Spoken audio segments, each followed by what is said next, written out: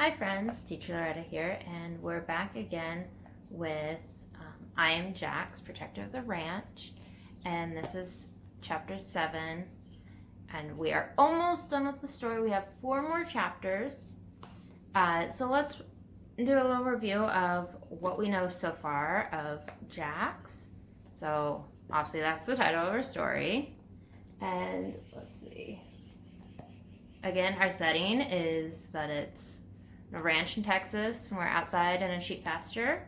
And our characters, again, are Jax, Bev, Stormy, Sweet, Gail, and we were in Colton, and we were introduced to Clover, our new little lamb, last time.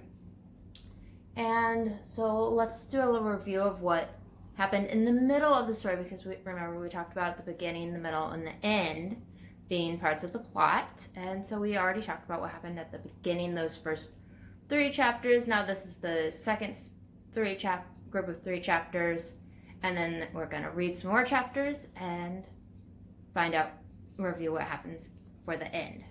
So what happened in the middle was that Bev is off at the vet's. So Jax is in charge. He's thinking back to the lessons he learned as a pup, and the lessons he had to learn the hard way, and if Stormy's gonna learn those lessons the hard way as well, because there's only so much he can teach her. And there's a ewe that's getting ready to give birth. Remember, that's Clover. And that's where we ended off, was that the ewe had given birth to Clover. So let's pick up on chapter 7, Suspicious. Tonight's situation sure has me troubled. Part of me longs to do what I always do, keep the flock safe, by running along the fence line. But the other part of me knows that there's a newborn lamb to consider. I don't dare stray too far from Clover and her mama. When Stormy moves back to the rest of the flock, I pace back and forth, back and forth, back and forth, a short stretch from the juniper tree. The sheep have calmed. There are many, and many are bedded down on the grass.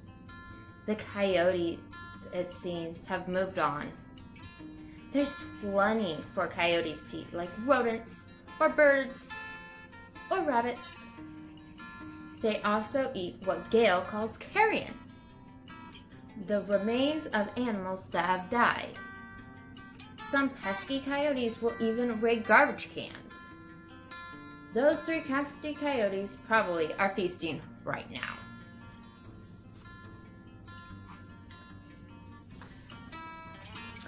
My stomach rumbles.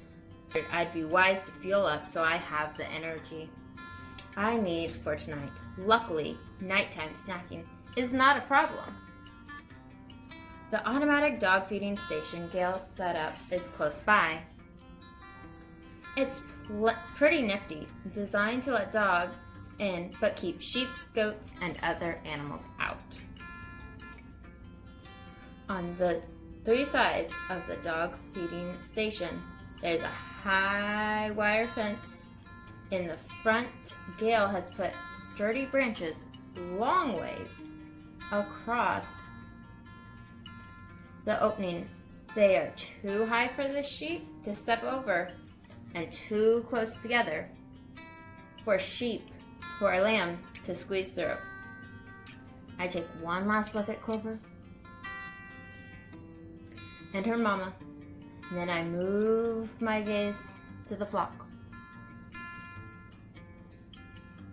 All seems well. I believe I can spare a moment for some quick grub. With a little hop and wiggle, I'm over the branches and inside the fence walls of the feeding station.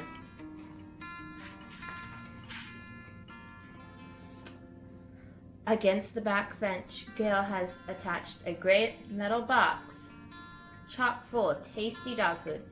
I nudge the little front door open with my nuzzle. Yum! The food inside is dry and fresh and ready for me to chow down on.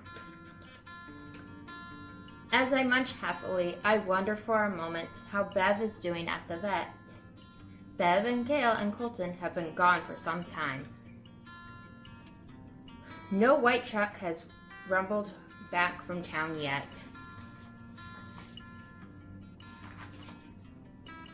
I visited Dr. Lopez's office before. I know it takes a while to get there on the country roads, and the doc is a friendly type, and he and Gail can talk for quite a spell when they get going, even in the middle of the night. They're probably gabbing about family and farming and lambing season and the such. Bev is fine, I tell myself. She will be back home soon. With my belly full, I will go back over the fence and have a look around. I lift my head in the direction of the woods. Something has changed. With many scents of the night, I breathe in a separate strand of something unusual. My nose is great at bringing in and holding on to smells, as my brain decodes them.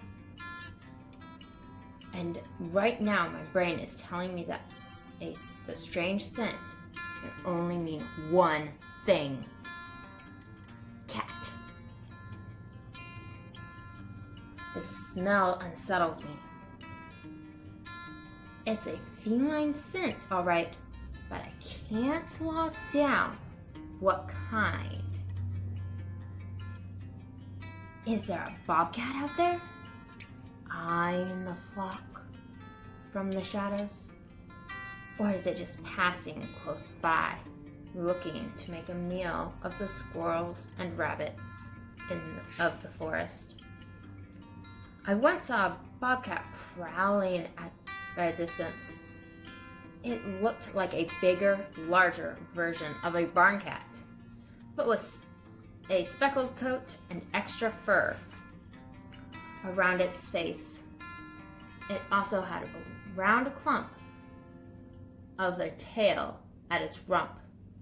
It's rare for a bobcat to come after the sheep, but I'm beginning to feel that on a night like this, anything can happen.